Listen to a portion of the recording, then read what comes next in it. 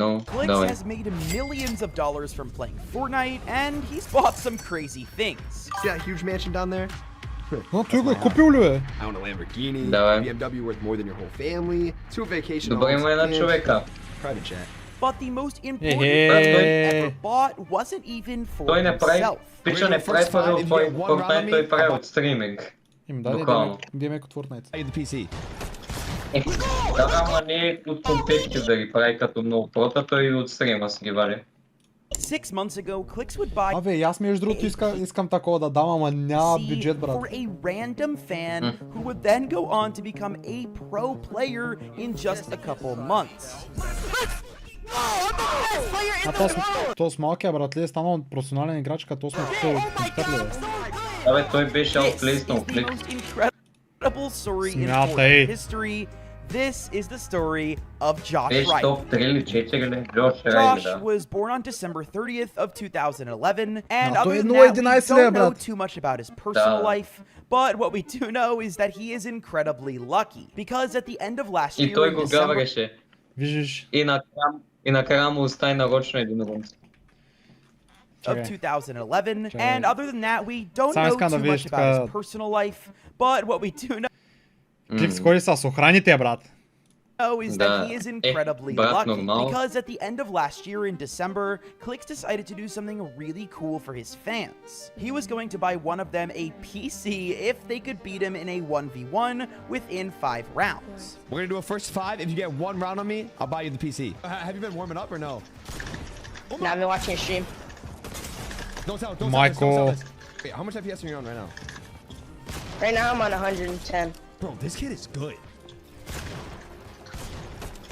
What? Let's go, baby! Josh, you just got yourself a whole PC, bruh. As many of you know, Clix is the king of 1v1s, and he basically built his career on it. So it's absolutely insane that he would be able to take Clix down, and even Clix himself seemed a little bit surprised that the kid was so good. So about a month later, Clix would send Josh his PC, and he would be officially off of console. You see, the thing about these sorts of giveaways is that a lot of people who win contests like this sort of get lost to history. I mean, what are the odds that Clix not only gives a PC away to someone, but that they're also incredibly talented and could end up becoming a pro player? But Josh was determined not to be lost to history, and instead, he wanted to write himself into the history books. So after switching from console to PC, he started to play in much more Fortnite tournaments, and was actually doing really good. After he got the PC in January, he started competing in all of the FNCS tournaments, and after just barely missing out on qualifying for Major 1, he somehow managed with his brand new trio to qualify for Major 2 Grand Finals. Unfortunately, his team only finished 23rd out of 33, but this was still huge for someone who had basically just started competing at the highest level a few months before. However, because he got so big so fast, he ended up running into some drama, and specifically drama revolving around Да, даже няма да сме на drop никъде. spots. If you guys have watched my videos or been involved in the pro Fortnite scene for a while, you'd probably know that people choose their drop spots pretty early on in the season. Picking a drop spot is something that could make or break a team's entire placement during grand finals, and if you pick the wrong drop, you might not even make it to grands at all. When people are looking for a new drop spot, they look for a few different things. Not only do you want to find the best loot in the lobby, find somewhere where you have easy rotations to any zone, but also you want to find a drop spot that is uncontested. Because there are more teams than there are drop spots on a Fortnite map, some teams are just going to end up being contested, and that's how Fortnite is. However, being contested could result in dying off of spawn, which could majorly hurt a person's standings. And this is why being at a contested drop spot is usually considered a disadvantage. That being said, if you are the better team, you can get good storm surge as well as some free elimination points if you completely dominate the other team. Sadly, however, not every player thinks this way, and some teams get incredibly defensive of their drop spots and are even willing to bully people and break the law to keep their spot uncontested. On July 12th of 2021, 2025, a new and upcoming Fortnite player named Curve revealed that he and the rest of his trio, which included Josh and their other member Tyler, had been facing non-stop threats from veteran player Aviv and his trio. And this wasn't normal in-game trash talk trying to get them to leave the spot. This was full-on harassment. Aviv and his trio didn't want anyone at their spot and went as far as doxing this kid and his family to get themselves an uncontested drop spot.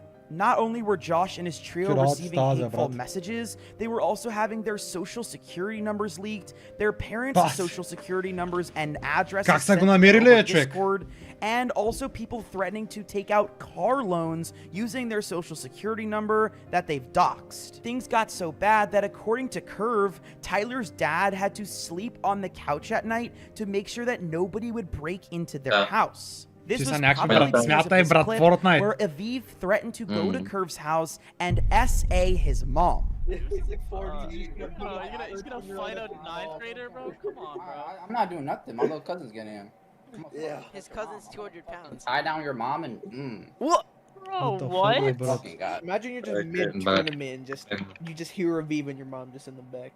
He'd be playing. Bro, it's not that your mom works every single day. I'm just gonna catch her at work one day. All of this is absolutely insane to do over just a Fortnite drop spot. And it only gets worse when you find out that the kids involved were only 14 and 15 years old, while Aviv is 18 and his teammate Rise is 22. And they're just sitting there watching all of this go down over some stupid drop spot drama. Then this post was released exposing Aviv and gained some huge traction within the Fortnite community, to the point where even Clix was reacting to it on his stream. What confuses the out of me is like, Aviv is a scrawny ass kid. I think 9 out of 10 people in my chat could beat the out of him with one hand. Why does someone that looks like that think they could talk like that? That's what like me the up. Especially, let alone talk to that to a 14-year-old, 15-year-old. Like where is that like power in their head? Where's that ego in their head thinking that they could do that? Like this, and Rise is also because the fact that Rise is not saying, the dude asked Rise, do you want me to serve and mute him? And Rise said, nah, it's fine. Clearly, same with Rise, he's also feminine in a, we're not even letting that stop. The thing is, why I'm crashing is because Георги, ако трябва да тръгвам да превеждам на английски всичко, брат, няма да стане. To be honest, like I cried, I'll be honest, like that shit's scary. And swatting is at a higher level. Като цяло са були, нали, то няма български. Като цяло се изнудвали, така го обясня, дете за дроп спот. Буквално са му докснали, са намерили цялата информация на родителите му, даже он е знал майка му къде работи и какво става, брат. Брат, това е да специфично болен, наистина. Къде са настройката на това, брат? Не, какво направих? Тия хора трябва да ги убиват, брат, е така. Как може да изнудваш дете, брат? Да, как може да изнудваш дете, между другото. Има ли български? Има мая, зато искам.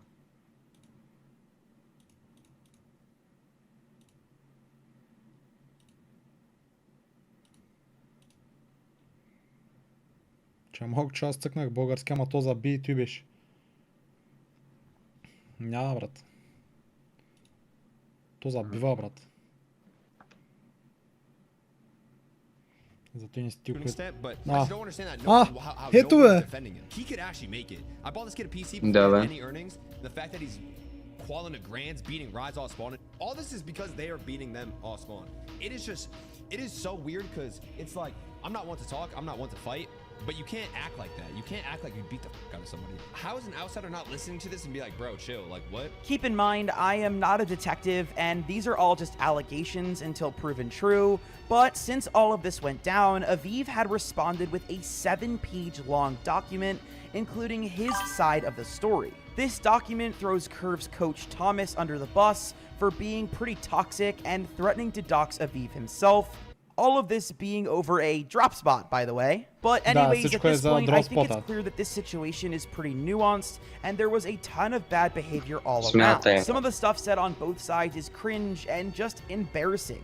It's Дали honestly няма opaque видео to the какво е Fortnite станало community, след това? and this is a huge reason трябва I да think има. competitive Fortnite is struggling to Им grow то ще е right now. интересно. And the worst part is that this sort of bullying and harassment is happening on a pretty regular basis.